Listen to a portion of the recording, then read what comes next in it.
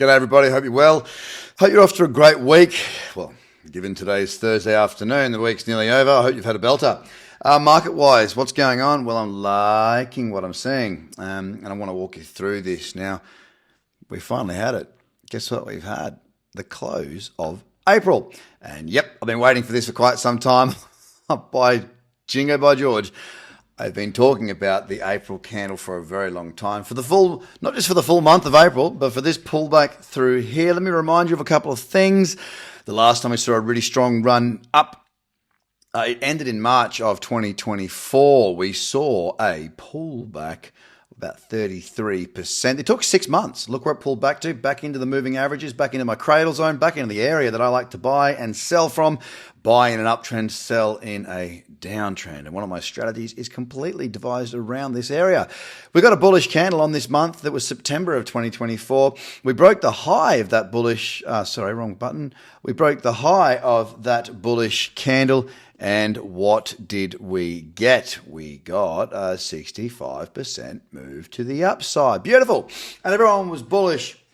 And the world was beautiful, and the Bitcoin bulls were happy, and everyone was nice to each other on the internet. And then January of this year hit, and then what happened? Well, we were overextended from the moving averages. First things first, we saw the selling come in. Where did it pull back to? It pulled back 32.23%, so pretty much very close to what we did back here.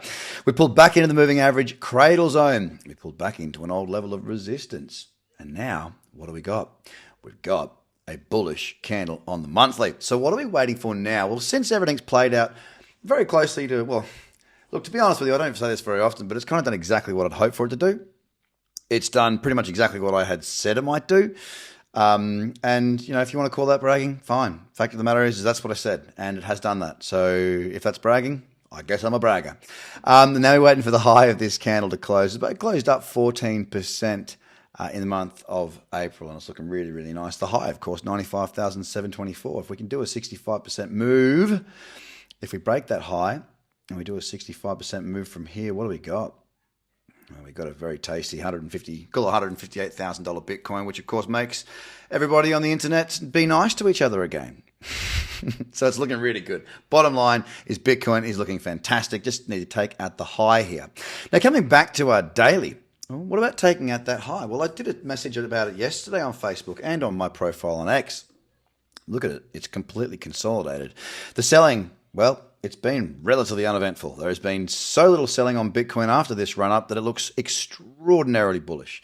What has also happened is the moving averages now have caught up. Now, one of two things happen. I like to trade when we move up and we pull back. Okay, when price pulls back into those averages. So the averages come up, price pulls back, I get a trade. In this case, however, we've got a more bullish scenario here because, well, the moving averages have had to catch up because the price didn't pull back. What that leaves us with at the moment for Mighty Bitcoin is this. We have a consolidation. And whilst this consolidation is not a consolidation that fits one of my trading strategies, it is a consolidation that needs to be taken notice of. Again, we saw selling coming in over here overnight. Quick sell-off, boom, boom. 1.6% on a 1 hour candle, and then whoosh, the buying came straight back. So selling is met by buying, and the selling is very minimal, to be fair. It's nothing like what we have been or had been seeing for a very, very long time. The tide is starting to turn. The bulls are starting to command to be taken notice of, and we just need to take out these highs. Take out these highs, or this high over here, and we take out the high of the monthly candle, the cradle. It would be a cradle trade on a monthly time frame. Candle's a little bit big, but you would get that. We would have a push above this resistance on the 4 hour. Again, I'll trade this if I get the setup. It's not there yet. Consolidation on Bitcoin looking very, very nice indeed. Of course, we still need to break above the high of that monthly candle. We need to get out of this consolidation and give ourselves another price leg up. As far as Bitcoin's dominance chart goes, well, it keeps on chugging on. Pulled back into the cradle zone, it moved away. Pulled back into the cradle zone, it moved away. But it moved away with divergence. Very strong divergence here now on Bitcoin dominance chart. Now, that whilst that does not signal that we are going to move lower, it does show to me that there could be a little bit of weakness coming into the dominance chart, which could be just what we're after as far as kicking off a bit of an alt run. So be keeping an eye on the Bitcoin dominance chart. Again, the same strategy that I use for any chart. Same thing. Boom. pull back, ba-boom. We're just a bit divergent now. Will the alt start to power? Well, let's have a look at the total market cap. Total market cap, let's go to the monthly because that's the one that matters. There's our bullish candle break the high so it'd probably happen if Bitcoin breaks its high.